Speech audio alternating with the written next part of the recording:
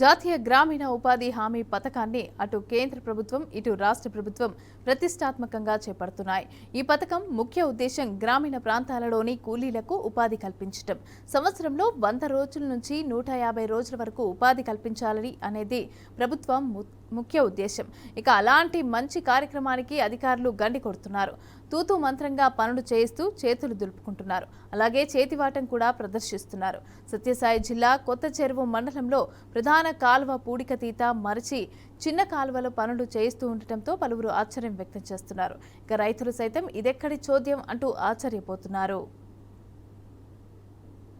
కేంద్ర ప్రభుత్వం రాష్ట్ర ప్రభుత్వం ప్రతిష్టాత్మకంగా చేపట్టిన ఒక కార్యక్రమం జాతీయ ఉపాధి హామీ పథకం.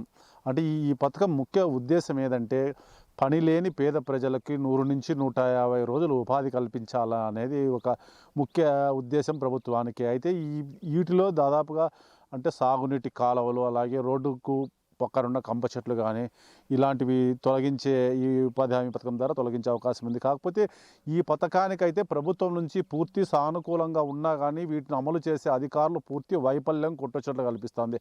దానికి ముఖ్య ఉదాహరణే మనము ఈ కాలువ చూడొచ్చు.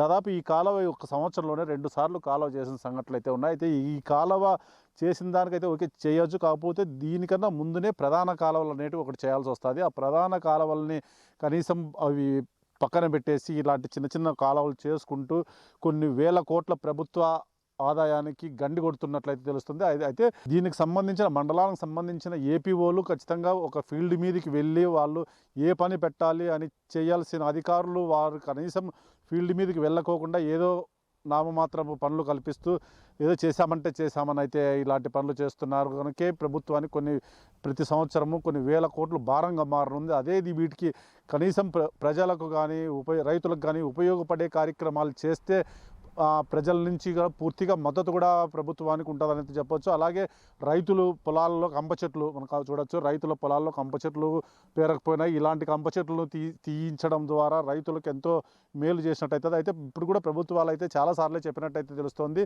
ఉపాధి హామీ పథకాన్ని రైతులకు అనుసంధానం చేస్తామంటూ చెప్తున్నా కానీ అదైతే అమల్లోకి రాకుండా ఉంది. అయితే కేవలం ఈ అధికారులు అంటే ఒక సంవత్సరంలోనే ఈ కాలువనే 3 సార్లు చేశారంటే మనం అర్థం చేసుకోవచ్చు. ప్రధాన కాలువను కనీసం ఒక్కసారి కూడా చూసిన పాపాన అయితే పోలేదు. ప్రధాన కాలువలో మనం విజువల్స్లో చూడొచ్చు. అసలు దిగడానికి కూడా వీలు లేనంతగా చెట్లు కంప చెట్లు కానీ ఇట్లా ముళ్ళ పొదలతో నిండకపోయింది. ఇలాంటి పనులు చేయకుండా మొదట ప్రధాన కాలువ చేస్తేనే చివరికి నీళ్ళు వెళ్తాయనే సంగతి ఎలా మర్చారో తెలియదు. కానీ మరి అధికారులు ప్రధాన కాలువను అసలు దీన్ని పెడచవని పెట్టి చిన్న కాలువలు చేస్తున్నారంటే వీరికి అర్థం చేసుకోవచ్చు వీరికి పని మీద ఎంత బాధ్యత ఉందనేది. కేవలం ఏదో పని చేయాలంటే చేయాలి, చేపించాలంటే చేపించాలనే ఉద్దేశంతో చేపిస్తున్నారు తప్పిస్తే కనీసం ఉపయోగపడే విధంగా అయితే లేవు. ఇది ప్రధాన కాలువ నుంచి నీళ్తే దాదాపు కొన్ని వందల్లో చిన్న కాలువలు ఉంటాయి. ఈ ప్రధాన కాలువను వదిలిపెట్టి ఏదో చిన్న కాలువల మీద అది టైంపాస్ కోసమే అని అయితే ముఖ్యంగా చెప్పవచ్చు. కేవలం ఒక సంవత్సరంలోనే 2 సార్లు చేస్తున్నారు అదే పనిని.